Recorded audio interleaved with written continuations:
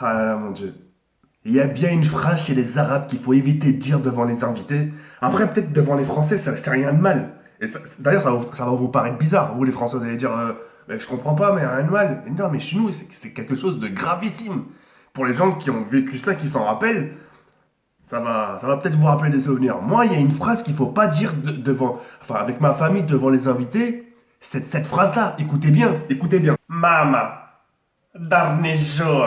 Et bah, ce dernier jour, qui signifie justement maman, j'ai faim, c'est quelque chose, la catastrophe.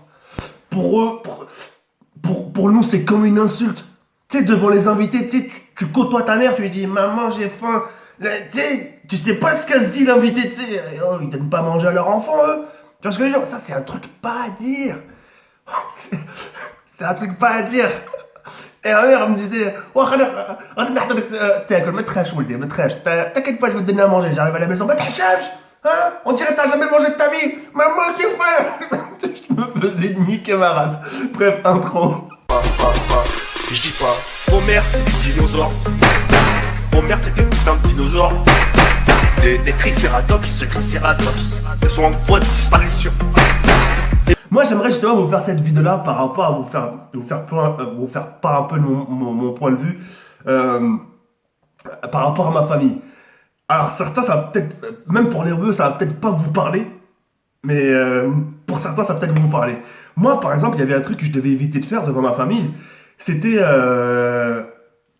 c'était de dire, c'était au bled, hein. Dire par exemple, tu vois, aux enfants des invités, vas-y, on range, yalla, on range barra, c'est-à-dire, viens, on sort dehors. Et t'avais toujours une daronne qui te faisait. Tu sais, t'avais rien fait, sa mère, tu sais. T'as juste dit à la personne, viens, on sort. Et ta daronne qui te regarde.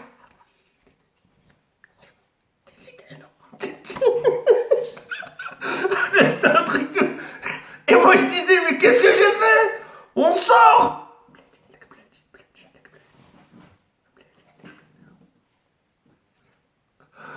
Ma grand-mère Maskina, Wallah. Oh là, tu vois, avant, on en pleurait, mais tu sais, quand tu repenses au fil du temps, c'est des souvenirs, parce que tu dis, parce que tu sais, que c'était bidon, tu vois, c'est bidon, y a rien de mal. Tu disais, je veux sortir, et t'es, ah oui, oui, putain, à se tirer les joues, oh là là. Oh, il y a un truc qu'il fallait pas dire aussi au daron. T'avais beau, tu sais, avoir découvert quelque chose. T'avais beau, tu sais, quelque chose, tu sais, qui te fait plaisir. Tu vois, bah, tu vois. Et ben moi, il y avait un truc que j'avais jamais le droit de dire à mon grand-père. À chaque fois que je voyais mon grand-père, je fais... papa, bon, par exemple, à l'époque, enfin, même maintenant, j'étais fan de Dragon Ball Z. Et je lui disais, papa, t'as vu quand Son Goku, il fait le Kamehameha? Ça, il a niqué Boubou. Et mon père, il me dit, Kamehameha. Kamehameha Kaina Yak, ou la Qarayam Kinwelo. Ça, c'est un truc qu'il fallait pas dire, ma mère. Traduction, ça veut dire, ah oui, le Kamehameha, il y en a. Hein. Mais par contre, en ce qui concerne les études, il n'y a plus rien. Oh là, ça, c'est. Les darons, ils avaient toujours le dernier mot. Putain, t'arrives avec une bonne nouvelle. Ah, t'as vu les copains, hein, les copains Kaina, ou la Qarayam Kinwelo. Yak, c'est un. Tu sais, c'est un truc de ouf. Ah, sa mère, t'avais une autre catégorie aussi. T'as vu chez les Français quand ils prennent des douches? Tu sais, je te fais pas mal, Jean-Charles? Non? Ça va, ils sont bons le parfum? Le gel douche? Oui. Moi, chez homme, bah, c'était le contraire. Moi, c'était. Wow! T'as l'impression que j'étais un héolé, t'as l'impression que j'étais un mouton qu'ils allaient égorger. C'était à deux me tenir, tu vois? Moi, quand ma daronne elle me prend les douches, c'était à base de ça. Tu sais, quand la daronne frotte son enfant, tu sais, ça va, je te fais pas trop mal, Charles. Non, franchement, moi, non. Et en plus, ça sent super bon le gel douche. Nous, chez les rebeux, c'était un truc de ouf. J'avais l'impression d'être un mouton. Les héolés, tu sais, j'ai l'impression d'être un mouton. Tu sais, je m'imaginais être un mouton avec deux personnes qui me tenaient pour me frotter. Mais c'était un truc de ouf. Moi, par exemple, moi, ma daronne, quand elle me frottait, tu vois, c'était à base de... Comme ça. Arrête, maman, doucement. Et ma daronne qui me disait, écoute, la joue d'NG, le boulis, c'est le boulis. Arrête le boulis, c'est G, écoute. Mais arrête, maman, mais putain. بشويه ماما وعدتينا بشويه العينيه عينيه اسكت. On avait une manière de nous faire prendre des douches à l'époque. Ah, je sais, certains, ça va pas vous parler. On va dire, mais c'est quoi cette famille de déglingo? Mais wallah, adem, je suis sûr qu'il y a beaucoup d'entre vous qui ont vécu ce moment-là au bled. Vrai ou pas? Enfin bref, après, il y avait vraiment encore plein de choses. Il y avait par exemple des choses, la façon comment je me faisais niquer ma race. Alors moi, ce que je vais vous dire, c'est pas du abusé, ouais. Moi, c'est vraiment des trucs ça.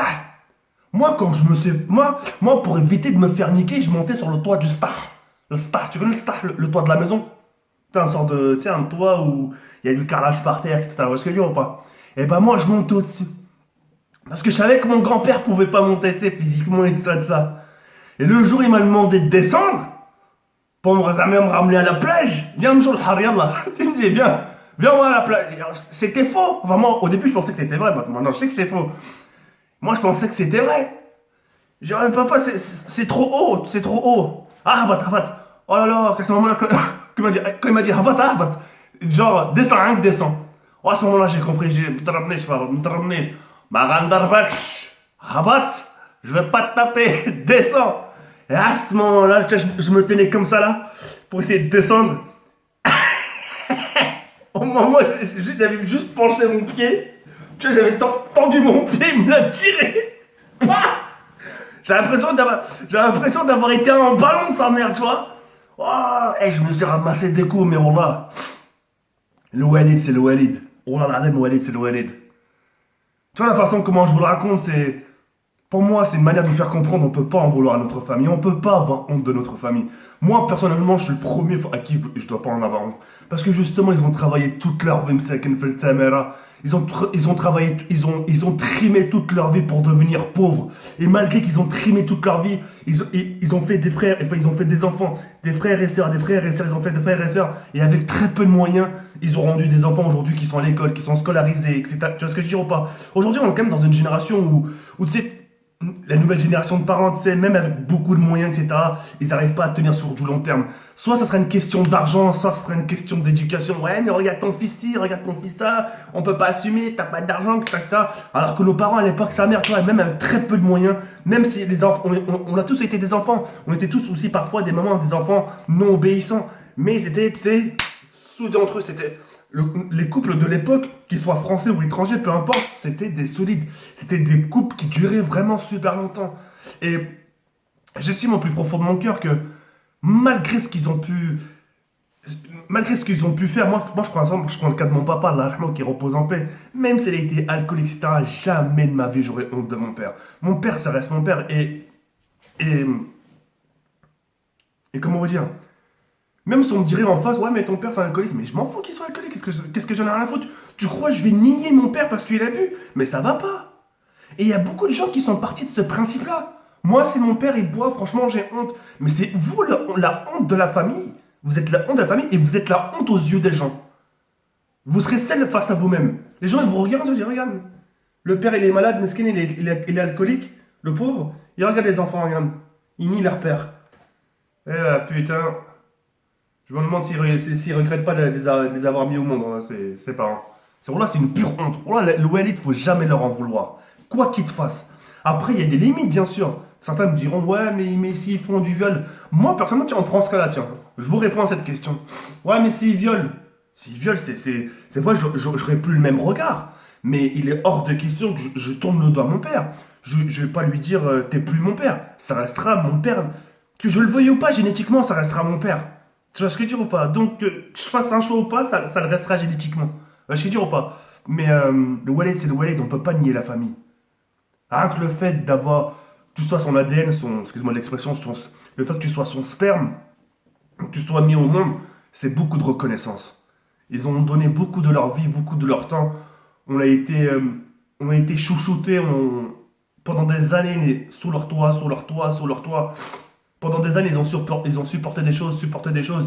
Pendant des années, ils ont supporté nos conneries, nos conneries, nos conneries. Pendant des années, ils ont supporté nos pleurs pendant qu'on était au lit, biberon, etc. Se lever à 3 h du matin. Ah, tout ça, c'est une vie. Là, tout ça, on leur doit beaucoup. Et les gens qui comprennent pas juste ça, qui comprennent pas ça, justement, c'est. De toute façon, les gens qui sont comme ça, pour ma part, et ça, c'est un avis personnel, les gens qui sont comme ça, c'est des gens qui ne seront pas respectés par leurs enfants, déjà. Parce que c'est eux, justement, qu'est-ce qu'ils diront à leurs parents? Moi, j'ai jamais respecté mon père. J'avais trop honte de lui. Ou bien même, c'est carrément un enfant qui vous fera la morale. qui vous diront justement, t'as eu honte de tes parents? Eh ben moi, j'aurais pas honte de toi. Et là, franchement, ça va vous ramasser une claque. Vous allez le regretter. Tout ce temps-là, pas passé avec votre famille, putain. J'ai nié ma famille, j'ai eu honte de ma famille. Voilà mon gosse qui me dit, moi, j'aurais jamais honte de toi, papa. Et là, croyez-moi, vous l'aurez vraiment bien dans le cul. C'est pour ça, passez du temps avec votre famille, malgré ce qu'ils peuvent nous faire. Regardez, moi tout ce qu'ils m'ont fait, moi, je vous en parle avec du sourire, parce que c'est des souvenirs, c'est le bled, c'est plein de choses, c'est familial, c'est un concon, quoi, tu vois ce que je veux dire ou pas? Mais enfin, voilà, je tenais vraiment à vous faire partager tout ça, et puis c'est cool. On se retrouve ce soir pour une nouvelle vidéo. Sur ce, les gars, comme ça, tu vois, ici, là.